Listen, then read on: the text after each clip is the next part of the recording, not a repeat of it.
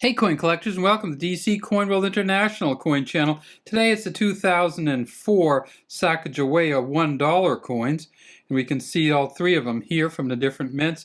We see way over here to the left we see a S, and that's for the San Francisco. Way over here to the left we see an S for the San Francisco mint. Here we see a D for the Denver mint, and right here we see a P for the Philadelphia mint. At the Philadelphia mint in 2004, they made 2.7 million of these. They found 25 so far at a mint state 69, and they're worth about $500 each. 2004 was the 5th year of the Sacagawea dollar. Shows Sacagawea in the front facing us kind of at an angle. Under her chin is the year 2004 and a P underneath that. Way down here at the bottom is a G and a G, and that's for Glenna Goodacre, the engraver of this coin. There is her baby on the back, Jean Charbonneau, and then behind her it says, "In God We Trust." If you can see the date on the front, you know it was before they started putting the edge lettering on. We get to the back and we see that beautiful eagle flying. United States of America around the top, E pluribus unum here. We have the 17 stars going around the outside, and that's for the number of states there were when Sacagawea led Lewis and Clark on their western expedition. And then we see a TDR down here, and that's for Thomas D. Rogers, the engraver of the back of this coin.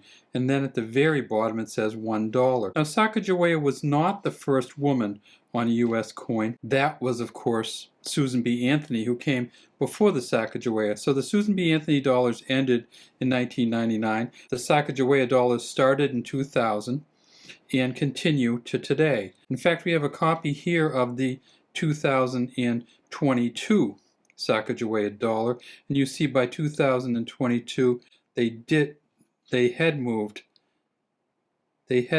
to the edge lettering, and you see this is a 2022 D coin. And when we get to the back, we see it's Tonawanda Seneca, and there's the $1 right there. They also made these at the Denver Mint in 2004. They made 2.7 million, one mint state 68 plus that they found so far, and that's worth $350.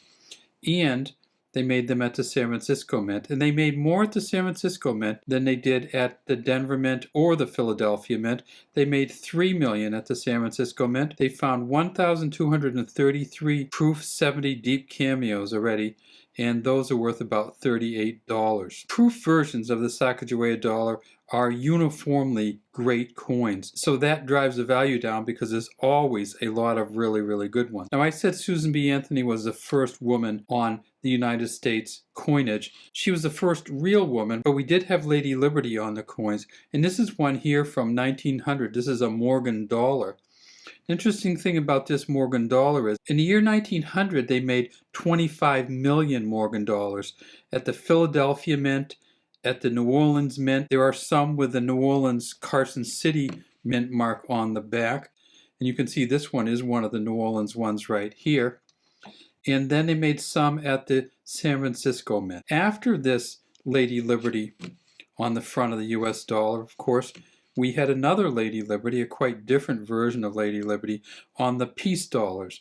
This is a 1924 peace dollar. This peace dollar was made at two different mints. It was made at the Philadelphia Mint, where they made almost 12 million, and at the San Francisco Mint, where they made about 2 million. Mint mark on the back of these will be right underneath the eagle's feather, and you can see that it says United States of America, E pluribus unum, one on this side, dollar on this side, and peace down here. And of course the reason for this peace dollar is that World War I had just ended, and I think people around the world were hopeful for peace. Was the currency that was in use by people. It weren't paper dollar bills. The problem with these is they're big and they're heavy. They do have a lot of silver in them. These are probably have 20-something dollars worth of silver in each one, but they wanted to get to the smaller dollars, so they brought the Susan B., which didn't really work, and then they went to the Sacagawea.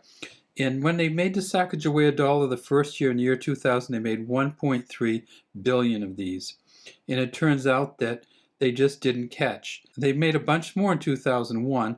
In 2001, they still didn't catch on. And so by the time we got to 2002, they were not going to make them for general circulation anymore.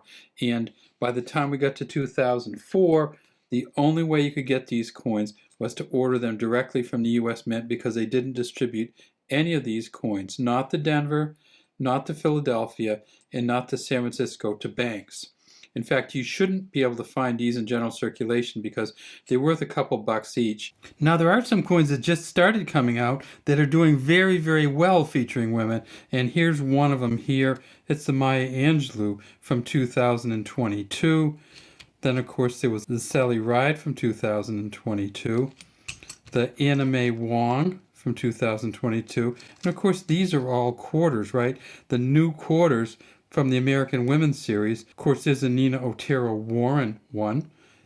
And finally, there's the Wilma Mankiller one, Principal Chief of the Cherokee Nation, Wilma Mankiller. So we do have some current coins in circulation that feature women, and they're doing very, very well.